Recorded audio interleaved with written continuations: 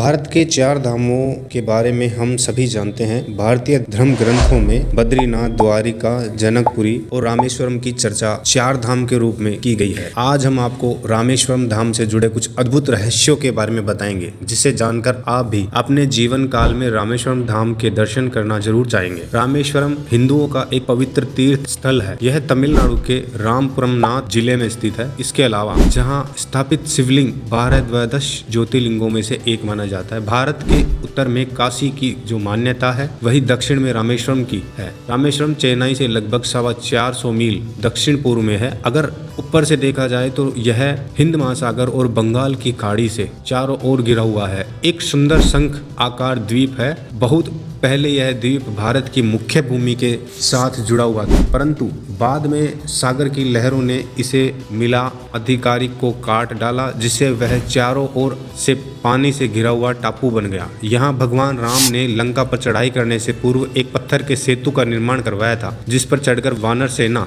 लंका पहुंचे कि वह विजय पाए। बाद में राम ने विभीषण के अनुरोध पर धनुषकोटी नामक स्थान पर यह तू फोड़ दिया था। आज भी इस 30 मील लंबे आदमी सिद्धू विशेष सागर में दिखाई देते हैं। रामेश्वरम का मंदिर भारत निर्माण कला और शिल्प कला का एक अद्भुत नमूना है। अगर आप इसके प्रवेश द्वार को देखेंगे तो यह 40 फुट ऊंचा है। रामेश्वरम नाथ की मूर्ति के चारों ओर परिक्रमा करने के लिए 3 प्रकार बने हुए हैं, जिनमें तीसरा प्रकार 100 साल पहले पूरा हुआ। इस प्रकार की लंबाई 400 फीट से अधिक है। दोनों ओर 5 फुट ऊंचा और करीब 8 फुट चौड़ा चबूतरा बना हुआ है। चबूतरों के एक आकार और पत्थर के बड़े बड़े खंभों की लंबी कतारें खड़ी है। प्रकार में और मंदिर के अंदर सैकड़ों विशाल थम्बस हैं, जो देखने में एक जैसे लगते हैं, परंतु पास जाकर देखा जाए तो ऐसा मालूम होगा कि हर खंभे पर बेल बूटे की अलग अलग कारीगरी है। इन अद्भुत खंभों को देखकर देश विदेश से आए सैलानी दंग रह जाते हैं। यहाँ के मंदिर का तीसरा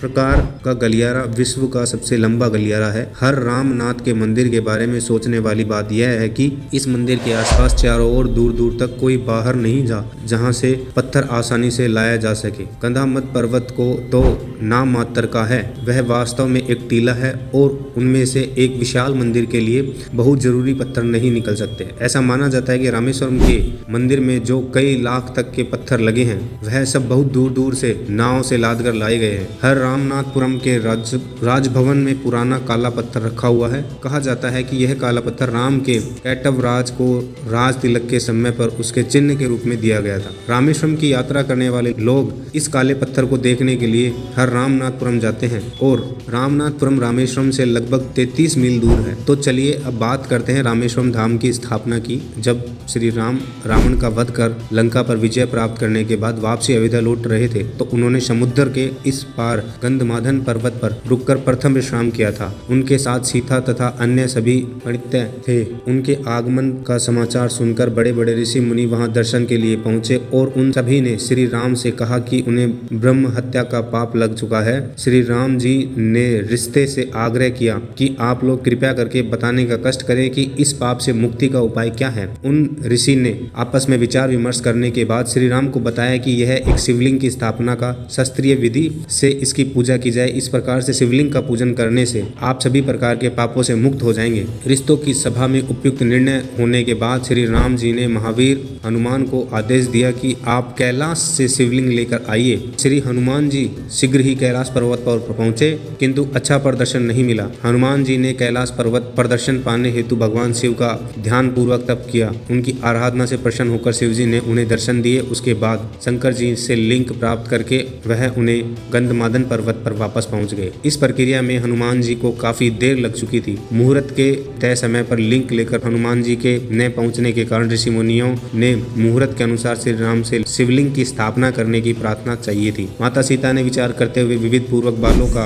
हीलिंग बनाकर उसकी स्थापना कर दी। महावीर जी ने जब ये देखा कि लिंग की स्थापना हो चुकी है तो उन्हें बड़ा कष्ट हुआ और वे श्री राम जी के चरणों में जा गिर पड़े। भगवान श्री राम ने समय पर वह हनुमान जी की पीठ पर हाथ फेरते हुए उनके आने से पहले ही लिंग की स्थापना हो जाने का कारण समझा। कारण बताने पर भी जब हनुमान जी को पूर्ण संतुष्टि नहीं हुई तो श्री राम जी ने कहा कि तुम इस स्थापित लिंग को खोल दो, मैं तुम्हारे द्वारा लाए गए लिंग की उसी स्थान पर स्थापना कर देता हूँ। श्री राम जी की बात सुनकर देखकर हनुमान जी उसे स्थापित लिंग को खाने के लिए झगड़ पड़े। श्री राम जी उसे सुखाने के लिए बड़ा जोर लगाते रहे। अंत में स्वयं धक्का खाकर 3 किलोमीटर दूर जा गिरे और काफी समय तक उस पर बहुत देर के बाद श्री हनुमान जी की मूर्छा दूर हुई। जब हनुमान जी की दृष्टि श्री राम जी के अंगों पर पड़ी तो उन्हें साक्षात ब्रह्मा के रूप में प्रदर्शन प्राप्त हुए। हनुमान जी को बड़ी आत्मग्लानि हुई और उन्होंने भगवान श्री राम ने वहां पे हनुमान जी के द्वारा लाए गए लिंग की स्थापना की और वहां पे आज भी